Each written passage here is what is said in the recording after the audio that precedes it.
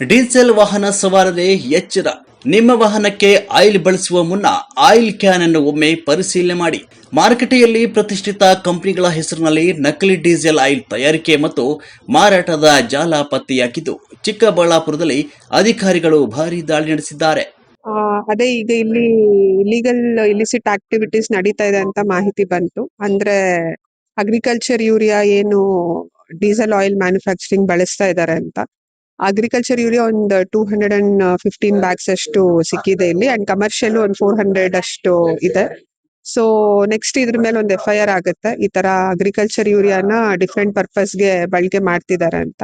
So ಅದಾದ್ಮೇಲೆ ಏನ್ ಕ್ರಮ ವಹಿಸ್ಬೇಕು ಅದನ್ನ ವಹಿಸ್ತೀವಿ. ಚಿಕ್ಕಬಳ್ಳಾಪುರ ತಾಲೂಕಿನ ಚದಲಪುರ ಗ್ರಾಮದ ಬಳಿ ಕಾರ್ಯನಿರ್ವಹಿಸ್ತಾ ಇದ್ದ PCSCZ ಕಾರ್ಖಾನೆಯ ಮೇಲೆ ಜಿಲ್ಲಾಡಳಿತ, ಪೊಲೀಸ್ ಇಲಾಖೆ ಹಾಗೂ ವಿವಿಧ ಇಲಾಖೆಗಳ ಅಧಿಕಾರಿಗಳು ಜಂಟಿಯಾಗಿ ದಾಳಿ ನಡೆಸಿದ್ದಾರೆ. ಇಲ್ಲ, ಇಲ್ಲಿ ಇದ್ದವರು ಇಬ್ರು ಇವಾಗ ಪರಾರಿ ಆಗಿದ್ದಾರೆ. ಯಾರು ಇಲ್ಲಿ ವರ್ಕ್ ಮಾಡ್ತಿದ್ರು ಅವರು. ಬಟ್ ಓನರ್ ಅನ್ನೋರು ಉಮೇಶ್ ಅನ್ನೋರು ಕಾಂಟ್ಯಾಕ್ಟ್ ಸಿಕ್ಕಿದ್ದಾರೆ. ಅವ್ರು ರೆಂಟಲ್ ಅಗ್ರಿಮೆಂಟ್ ತಗೊಂಡ್ ಬರ್ತೀವಿ ಅಂತ ಹೇಳಿದ್ದಾರೆ. ಅಲ್ಲ, ಅದೇ ಕಾನೂನಲ್ಲಿ ಏನ್ ಅವಕಾಶ ಇದೆ ಅದ್ ನೋಡ್ಕೊಂಡು ಯಾರ ಮೇಲೆ ಆಕ್ಷನ್ ಆಗ್ಬೇಕು ಆಗ. ಅದೇ ಇಲ್ಲಿ ಇವಾಗ ಮೇಲ್ನೋಟಕ್ಕೆ ಆ ಬ್ಯಾಗ್ ಮೇಲೆ ಕಂಡು ಬಂದಿರೋದು ಇದು ರಾಜಸ್ಥಾನಿಂದ ಬಂದಿದೆ ಅಂತ.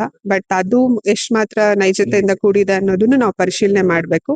ಟಾಟಾ, ಗಲ್ಫ್, ಭಾರತ ಬೆಂಚ್ ಸೇರಿದಂತೆ ಹಲವು ಪ್ರತಿಷ್ಠಿತ ಕಂಪನಿಗಳ ಸ್ಟಿಕ್ಕರ್ಗಳನ್ನು ಬಳಸಿ ನಕಲಿ ಡೀಸೆಲ್ ಆಯಿಲ್ ತಯಾರಿಸಲಾಗ್ತಾ ಇತ್ತು ಅಂತ ಮಾಹಿತಿ ತನಿಖೆಯಲ್ಲಿ ಬೆಳಕಿಗೆ ಬಂದಿದೆ. ಲೋ ಗ್ರೇಡ್ ಆಯಿಲ್ ಇರೋದ್ರಿಂದ ತೊಂದರೆ ಆಗೇ ಆಗುತ್ತೆ. ಸೊ ಹಂಗಾಗಿ ಕನ್ಸರ್ನ್ ಇಲಾಖೆಗಳು ಅದ್ರ ಮೇಲೆ ಯಾರು ಮ್ಯಾನುಫ್ಯಾಕ್ಚರ್ ಮಾಡಿದಾರೋ ಅವ್ರ ಮೇಲೆ ಕ್ರಮ ತೆಗೆದು. ಅಲ್ಲ, ನಮ್ಮ ಚಿಕ್ಕಬಳ್ಳಾಪುರದಲ್ಲಿ ಸದ್ಯಕ್ಕೇನು ಯೂರಿಯಾ ಅಭಾವ ಯಾವ್ದು ಇಲ್ಲ. ಬಟ್ ಏನು ಅಂದ್ರೆ ಇದು ಅಗ್ರಿಕಲ್ಚರ್ ಯೂರಿಯಾ ಅಂತ ಬರ್ದಿದೆ. ಬಟ್ ಅದು ಇಂಪೋರ್ಟೆಡ್ ಫ್ರಮ್ ರಾಜಸ್ಥಾನ್ ಅಂತ ಅದ್ರ ಮೇಲೆ ಇದೆ.